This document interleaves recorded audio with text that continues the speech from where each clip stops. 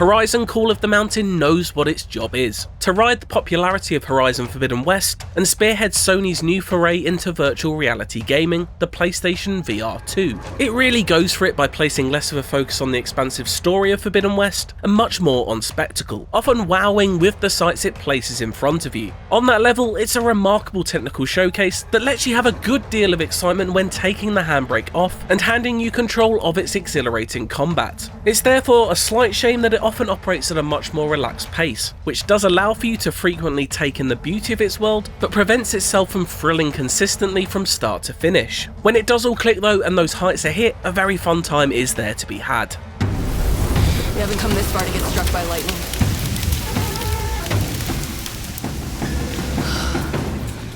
Alright, I think we're clear. Similarly to how a Disneyland ride borrows from whichever film it's based on, Call of the Mountain takes the Horizon experience and condenses it into something much more bite-sized while trying to keep that same flavour. This is exemplified best by the Pirates of the Caribbean-like opening, in which your peaceful river cruise is rudely interrupted by the likes of a soaring Stormbird and a towering tallneck Dinobot. The first time you see the scale of some of these creatures really is a sight to behold, not only from the shift to true first-person perspective emphasising their true size, but with their presence felt further thanks to the haptic feedback felt in both each controller and the headset itself, as you quite literally feel the ground shake with every step as these massive machines pass by. It's a real showcase for the PSVR 2 right off the bat, with huge spectacle blending with small detail, right down to the delicate ripples your fingers make in the water and the rude splashes made by the feet of these giant machines. Blockbuster opening aside, over the course of its roughly 6-hour campaign, Call of the Mountain takes the essence of Horizon's gameplay and boils it down into a much more manageable set of tools that works in VR. Rocky landscapes to explore, hostile machines to take down, puzzles to solve, it's all here. What's notable, however, is that this is very much a linear experience that stands in sharp contrast to Zero Dawn or Forbidden West's vast open worlds. An inquisitive mind is occasionally rewarded with fun side activities, such as stacking rock cairns or collectible archery targets to hit, but mostly you'll be guided down a funnel path. This narrow approach naturally works well in VR, even if some of the inherent exploration that Horizon normally offers is lost. Guess this is why they needed a climber.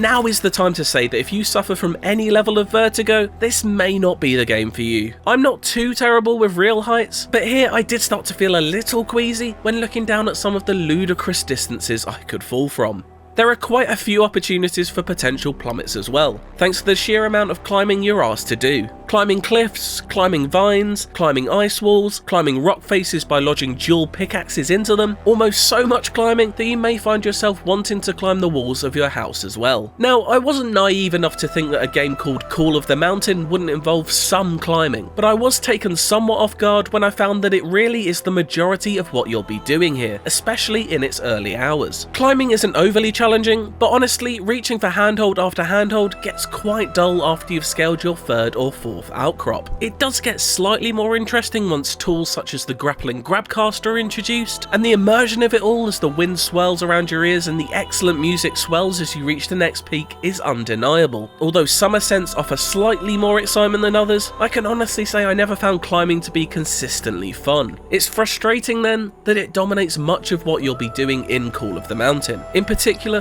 when compared to its much less frequent but infinitely more exciting combat sections.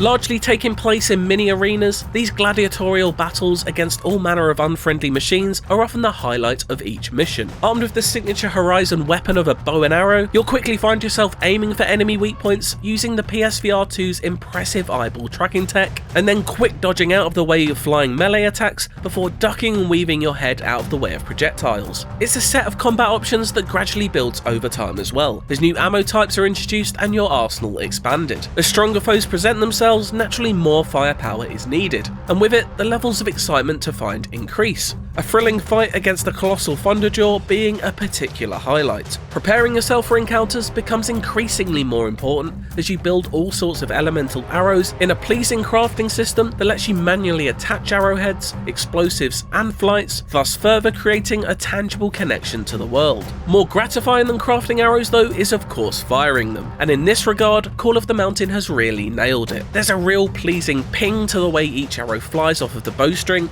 and haptic feedback tickles your palm. And then an even greater thrill as it slams into whatever is unfortunate enough to be in its way and sets them aflame thanks to explosive blaze. Unlike the climbing, it just never gets old to watch sparks fly and machine parts fall off as the fundamentally brilliant Horizon combat successfully makes its way into the virtual reality space.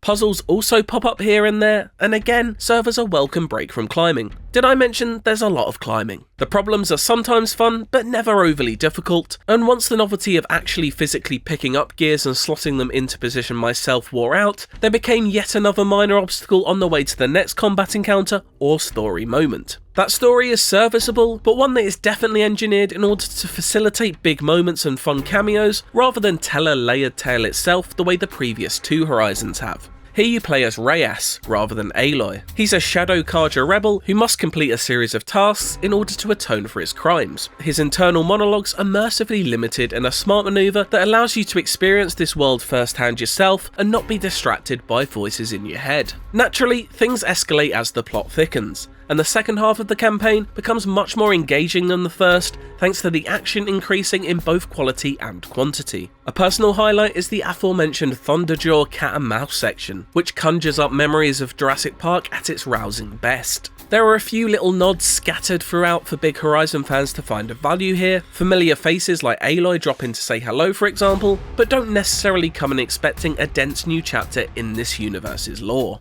Outside the main story, you're free to explore your small home base, take a closer look at artifacts collected on your expeditions, and chat with friends made along the way. It's also home to the Pleasant Safari mode, a largely tranquil alternative version of the opening boat cruise, which shows off a selection of the Horizon beastry in its natural habitat. It's short, sweet, and a reflection of the Disneyland-like nature of Call of the Mountain as a whole. An impressive technical showcase for PSVR 2, which uses the inherent wonders of the Horizon world to sprinkle thrills into its sometimes lazy river ride. Horizon Call of the Mountain's exciting highs elevate it just enough above its often monotonous climbing mechanics to create a fun first blockbuster scale entry into the PSVR 2 library. Through intuitive design, awesome spectacle and gripping combat, Horizon's first step into virtual reality is one packed with exciting encounters that its slower stretches may sometimes detract from, but never threaten to derail completely. It's an enjoyable, if not essential chapter of the Horizon story. For more, check out my full written review on IGN.com, or our review of the PSVR 2 console itself.